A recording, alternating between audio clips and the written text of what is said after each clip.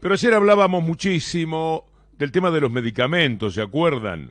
A veces parece que adelantáramos un paso o que lo intentáramos, porque luego se prenden fuerte aquellos temas que vamos considerando en la segunda mañana de las 7:50.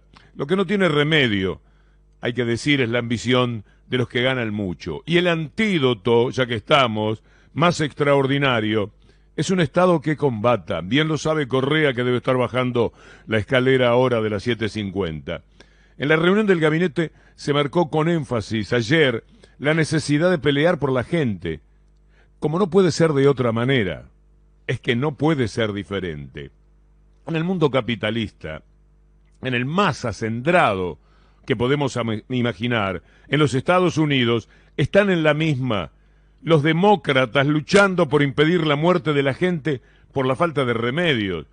Y el New York Times, diario en serio, con sus errores, con históricos errores como el de la guerra de Irak, de todas maneras, es un diario que como no es dueño de Telecom, como no es dueño de Nextel, como no es dueño del fútbol, como no es dueño de algo que no sea el periodismo que hace, puede acompañar lo que el gobierno está haciendo, muy distinto a lo que aquí hacen las mafias mediáticas. Y ni hablar del precio de la carne en la brutal polseada de Biden con los oligopolios, que también a ellos se les forman. Le Monde, el gran diario francés, por su lado, gran diario de derecha, eso sí, por su lado, se juega a favor del congelamiento del precio del gas que está impulsando el ministro Jean Castex. Y en España subsidian las tarifas de luz porque si no, no se puede vivir, no se llega a fin de mes. Hay un Estado presente, el Estado de bienestar, algo queda todavía. Pese a que acá un idiota de la derecha sostiene que con los precios congelados no se gana nada.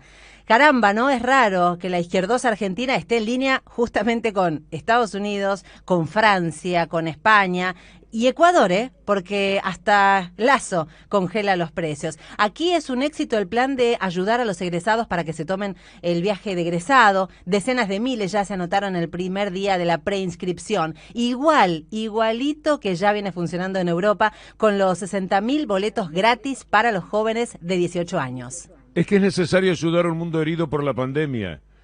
Se tienen que ayudar a sí mismo, a cada uno de ellos, países que quedaron en la lona después de la muerte y los contagios. Y lo que hace la Argentina, lo está haciendo el mundo, como bien dice Lourdes, sencillamente, porque no hay otra. Se piense como se piense, salvo los bestias de las derechas enloquecidas. Derechas violentas, además, como lo expresó Macri ayer en Dolores, atacando a un periodista en medio del repudio, hasta los propios periodistas que él sostiene, derechas que en lo económico se expresan con la insensibilidad del Fondo Monetario y sumado a los cipayos orgánicos del periodismo que juegan a favor de los intereses de verdaderas bandas financieras que azoran el mundo, todos han sido parte de esa condena. Ahora, Macri diciendo que la deuda la arregla de taquito, ¿no? Eso lo dijo, Macri dice que la deuda la puede arreglar de taquito. Le pone una cuota de provocación / invisibilidad al tema, porque el mismo hombre, el mismo personaje que contrajo esa pavorosa deuda, auxiliado por la mujer que puso la deuda de la provincia de Buenos Aires en una cifra imposible y después se fugó a la capital, Macri y Vidal, decimos, ellos son capaces de decir que todo esto lo arreglan así en minutos. Igual como lo hicieron en el 2016, cuando en minutos le dieron a los buitres, a los fondos buitres, ¿se acuerdan? Una fortuna que a su vez les servía para concretar la estafa de la deuda que juntos contrajeron. Hay que jugarle a la mafia como lo hace Goyán. Me encanta Daniel Goyán. Hay que nombrarlos, hay que enfrentarlos, hay que denunciarlos. Mafioso, por definición, es el que extorsiona, roba, provoca la muerte, y en eso están diarios, políticos, algunos empresarios, y todo el que se ponga de rodillas, sea sindicalista, colchonero, rey de bastos, está jugando muy mal para el pueblo. Sino porque Macri se comporta ante la justicia como un patán, como un hombre intocable, un personaje por afuera de toda responsabilidad frente a los demás.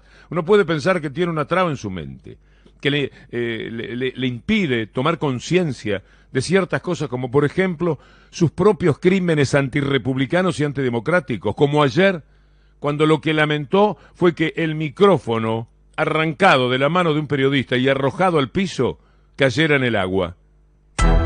Para todos, espero que puedan seguir trabajando con comodidad, que hay un rol fundamental en la defensa de las libertades con la libertad de expresión.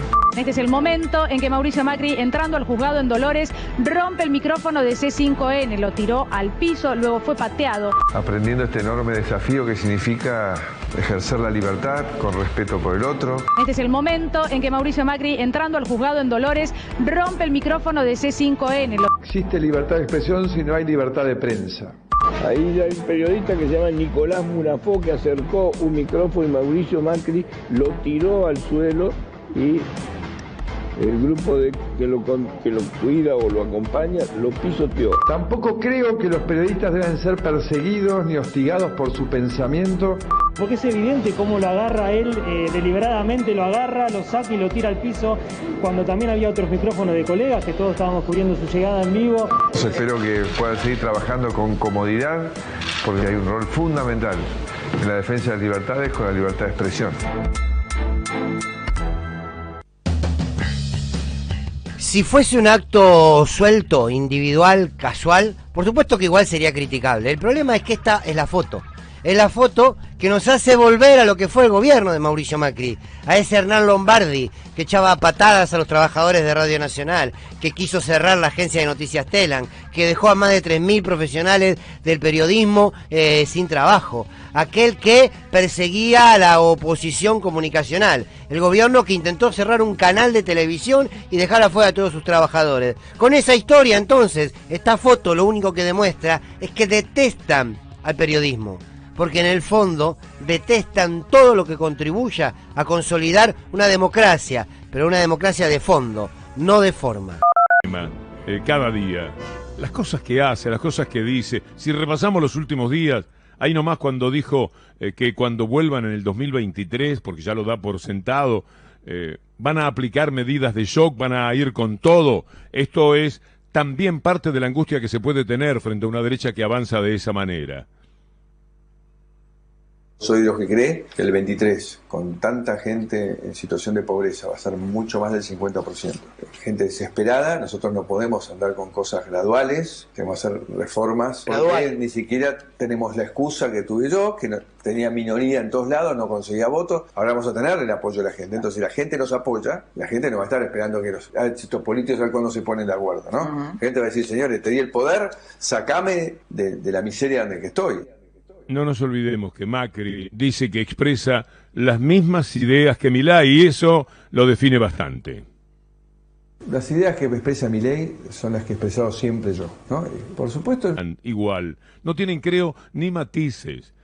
Como Mauricio Macri cuando habla con un colega y cuenta que en la cumbre del G20 estaban obligados a investigar a los periodistas, a espiarlos. Nunca se vio una cosa igual. No hay país donde esto haya ocurrido o haya sido denunciado.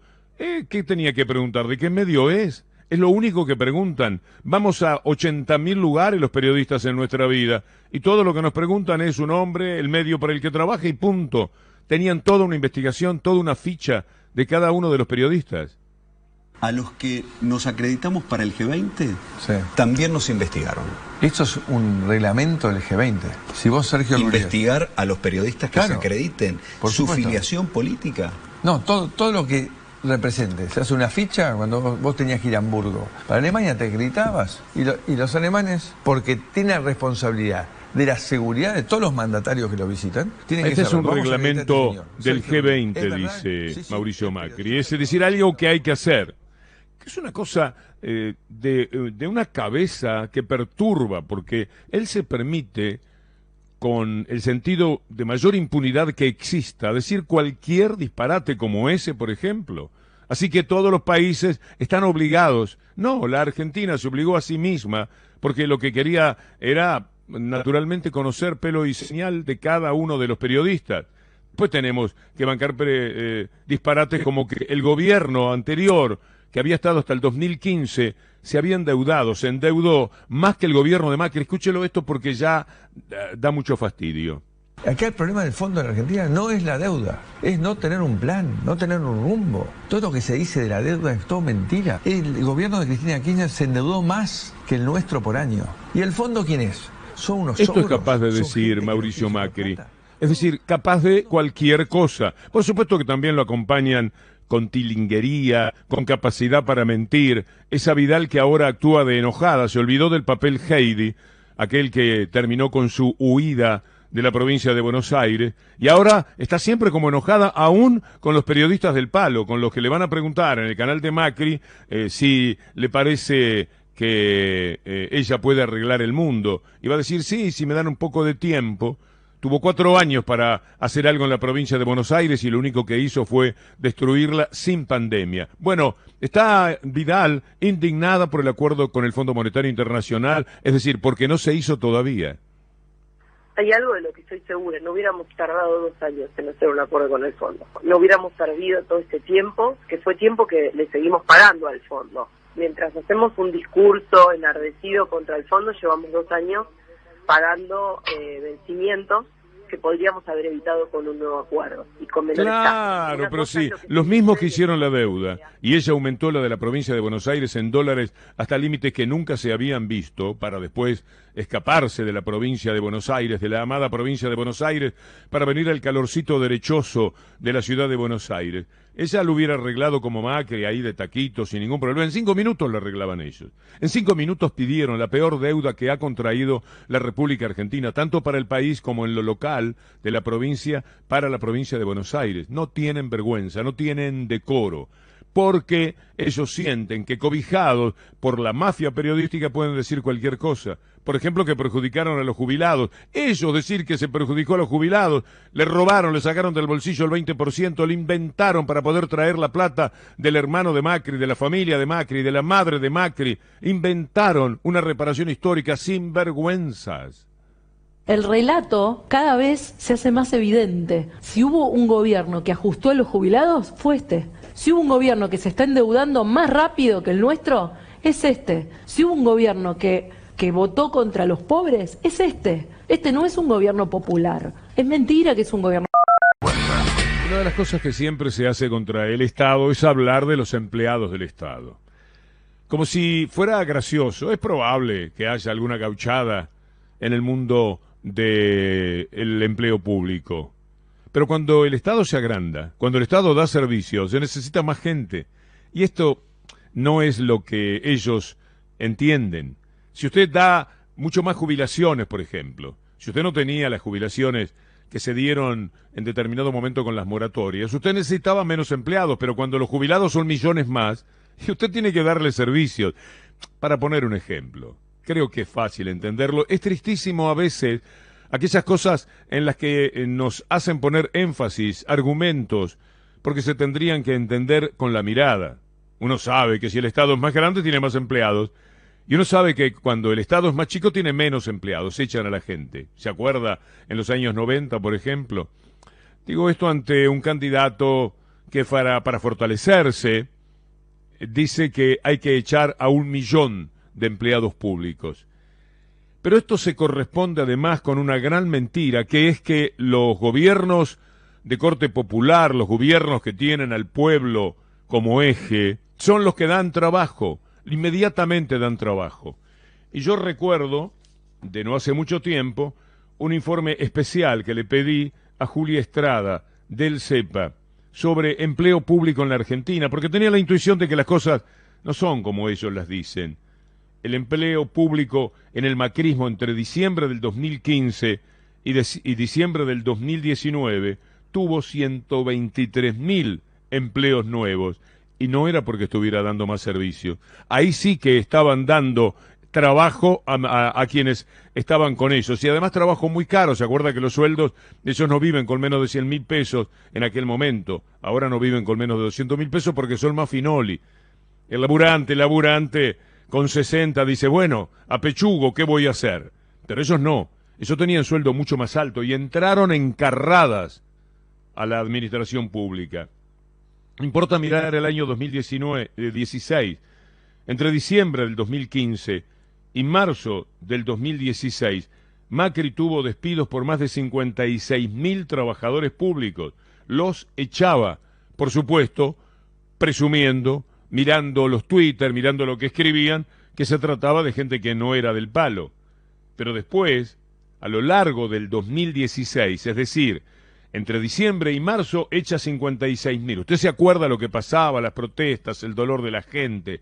Nosotros cubríamos todo con Polchi, que esquivaba las bombas de estruendo, respiraba humo y se metía entre la gente para que la gente tuviera derecho al pataleo. Eran las primeras incursiones del neoliberalismo. Eso entre diciembre y marzo. A partir de marzo empezaron a tomar a todos los que a ellos sí les servían, no para el trabajo, sino para devolver atenciones y sobre todo para darle muy duro al gobierno anterior. Le voy a dar ahora una lista sobre el empleo público para que usted sepa dos cosas. Primero, que si hay más empleos públicos en general, tiene que ver con dar más trabajo al Estado, es decir, un Estado noble. No era el caso en 2016 y 2020. Usted sabe lo que hicieron, hasta con las personas con discapacidad. En consecuencia, no necesitaban aquella gente que entró en lugar de los 56.000, y eran muchísimos más que ellos habían echado. Pero lo otro que tiene que saber son los números. No le va a quedar el número preciso, le va a quedar el concepto. Espero. Diciembre del 2015 teníamos 3.124.699 empleados públicos. En diciembre del 2016, 3.156.000. En diciembre del 2017, 3.201.175. En diciembre del 2018, 3.195.000. Para terminar con la cifra más alta, en diciembre del 2019, 3.248.387. En agosto del 2020, 3.214.000, es decir, un poco menos. La fuente es el Ministerio de Trabajo de entonces y de ahora, CIPA, la serie con estacionalidad. Esta es la verdad de los empleos públicos. Por eso, cuando lo quieren entusiasmar diciendo vamos a echar los empleos públicos porque siempre los quieren juzgar como vagos, como inútiles, como vividores del Estado, sepa usted que no es así. Puede haber, como en todos los casos, aún en la empresa privada, uno que va menos, uno que trabaja menos, uno que es un poco sinvergüenza. Pero la mayoría de la gente procede de otra forma, y cuando el Estado da servicio, el Estado tiene que tener a sus trabajadores. El kirchnerismo en sus 12 primeros años hizo ingresar a 1 millón de personas al Estado solo paramilitar, solo militantes, punteros, chanta, chorro, algunos delincuentes también, que son una estafa para el buen empleado público, para el policía, el enfermero, el maestro, el juez.